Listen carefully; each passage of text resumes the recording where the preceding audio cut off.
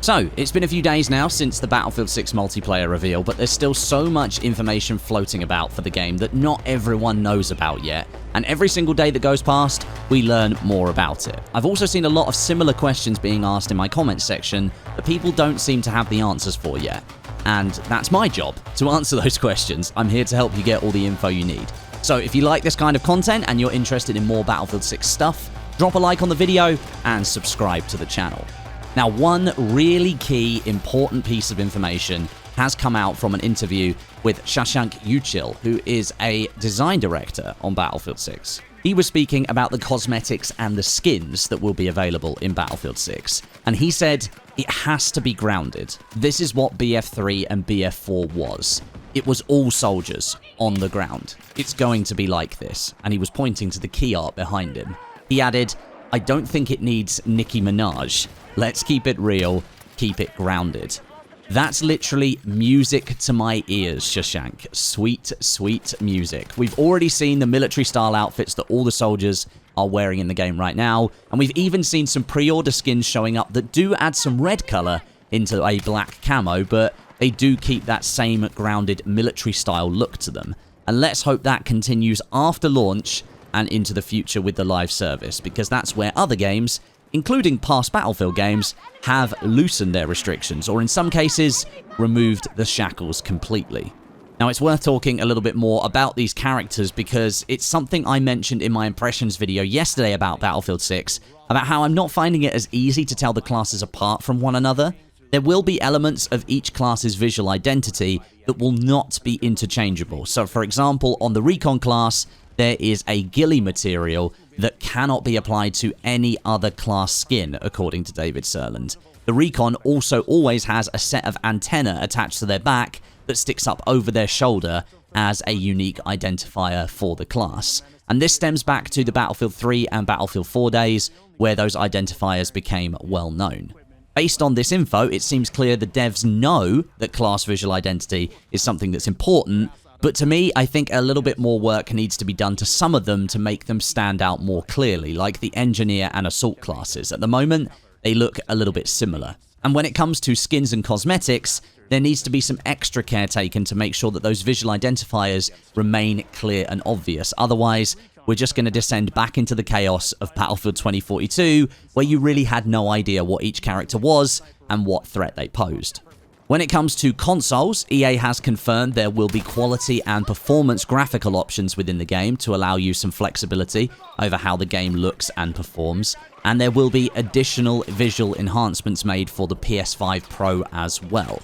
Now, 60 FPS has always been the target for the developers for Battlefield 6, but it may well be possible that you see frame rates higher than that when you use the performance mode. Mouse and keyboard support will also be available for console users as an additional option, and I'm going to mention some details here about crossplay for Battlefield 6. According to Alexia Christofi, the game will support crossplay between PC and console, but they're treating it as, quote, console-preferred crossplay.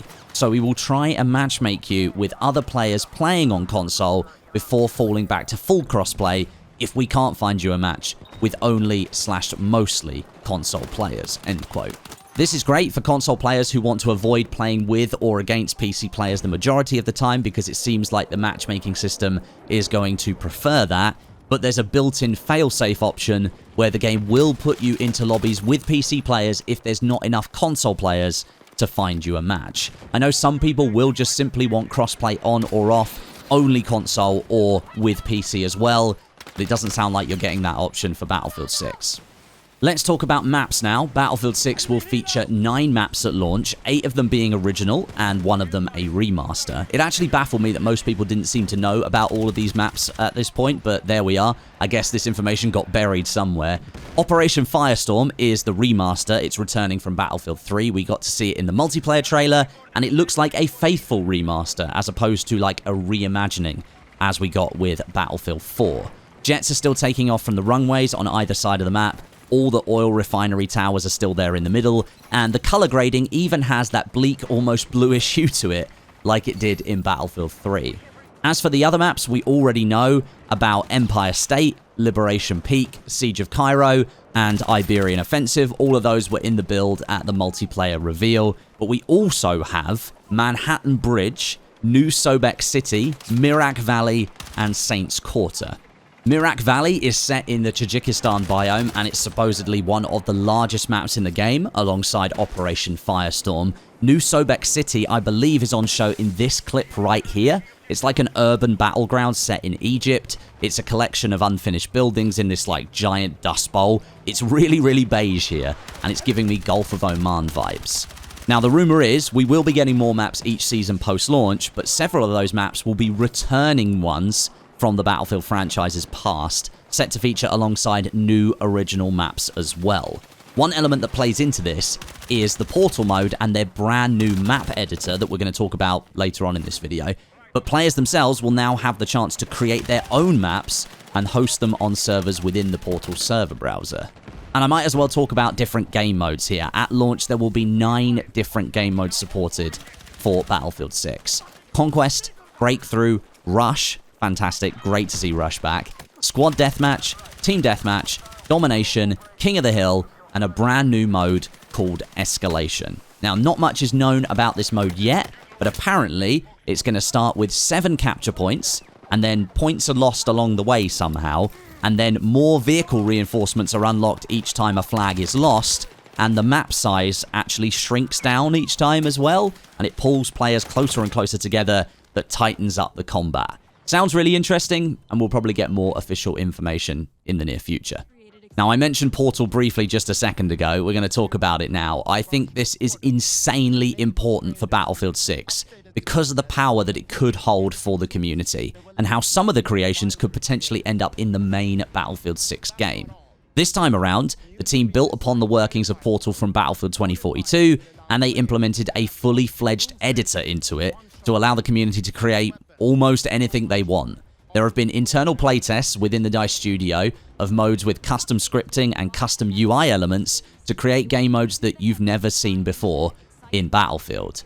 Footage from the reveal shows the editor in action. It allows you to place different assets, build courses, edit geometry, and much, much more. This is a fully fledged map editor for Battlefield 6, which is just an insane thing to say. Earlier, I mentioned the devs are going to be watching because these creations in Portal may end up being converted into official Battlefield 6 content, and it could be that certain recreations of Battlefield maps, Operation Locker, might end up being picked because there will be so many recreations of it in Portal. I can almost guarantee the 24/7 3,000 ticket Conquest server will be there a week after launch. But something like this will just allow communities to thrive and create their own space within Battlefield 6 if that's something they want to do. It's really cool to see this in the next Battlefield game. The sweet spot mechanic for sniper rifles is returning to Battlefield 6. I can hear some of you cheering, and I can hear some of you groaning. You might remember this from Battlefield 1, where snipers at certain distances have their damage output increased to the upper torso to 100 to enable a one-shot kill. Now, this was present during the multiplayer reveal, and I noticed it towards the end of the time that I was playing. I was counter-sniping Tomo and his team on Liberation Peak, and it seemed that every shot that I fired and it landed roughly on the upper part of their body was getting me a one-shot kill. Now, according to Drunksy, the sweet spot is back for most sniper rifles in Battlefield 6, and I think the visual notification for that sweet spot was active in the playtest as well. Enemy sniper glints went from being white when you're outside of the sweet spot range to being rainbow in color when you're inside the sweet spot range. That was something that was added to Battlefield 1 after feedback from players. This lets you know if you're going to be shot by an enemy and receive one shot damage, or if you're quote-unquote safe and you'll simply take a lot of damage but you won't die. And this is all dependent on the person aiming though. If they don't get that upper chest shot and instead they shoot you in the leg, you're going to survive. And it is worth noting, all Battlefield 6 snipers will be one-shot headshot at any range as well. The sweet spot only applies to the upper torso. Different sniper rifles in Battlefield 6 will have different sweet spot ranges at which they have that one-shot chest shot ability, so we're probably going to have to wait till launch to find out what those are. I also found out directly from David Serland and Ryan MacArthur at the multiplayer reveal event that the defibs on the support class have two slightly different functions. One, click quick revive, or a charge up for a full revive. So a little bit like BF4, but this time the charge up enables you to get 3 full revives as opposed to just the 1 that you used to get with BF4. So that means that you can charge them up once and then approach 3 dead friendlies on the ground and revive them all, like bam, bam, bam, really quickly. That before you need to recharge the defibs again.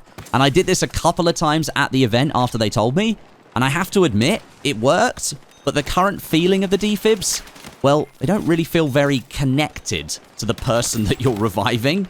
But David did tell me that they're working on adding some sort of effect to the defib to sort of better enable that connection. But having multiple options for reviving in this game is absolutely awesome. You can do a quick revive with the defibs, or you can charge them up and get 3 full revives, or you can do the drag revive. And for support players, the drag revive works twice as fast as any other class, so you're going to be picking up friendlies all over the place. And lastly, let's talk about Battlefield 6's server browser. According to Alexia Christofi, who spoke to the community yesterday on Twitter, the BF6 server browser implementation answers most of the community's wants. It provides persistent servers, a sense of community and a way to play together, allows you to choose specific maps and modes, you can filter by ping or server fullness, and it allows support for lower population areas. The server browser will be via Portal and will show community-made experiences, not the main game and official servers. But it can award full XP, it will be front and center in the main menu, and it will allow you to filter for specific things that you want. I've got to say, we were so close to greatness. Not having official servers in the browser means we're at the same point we were in Battlefield 2042. It appears matchmaking is going to be the only way to join official EA servers for Battlefield 6. And that's about it for today. I'll be back tomorrow with another video, but until then, drop a like if this video was helpful to you, and subscribe for more Battlefield 6 content. I'll catch you soon.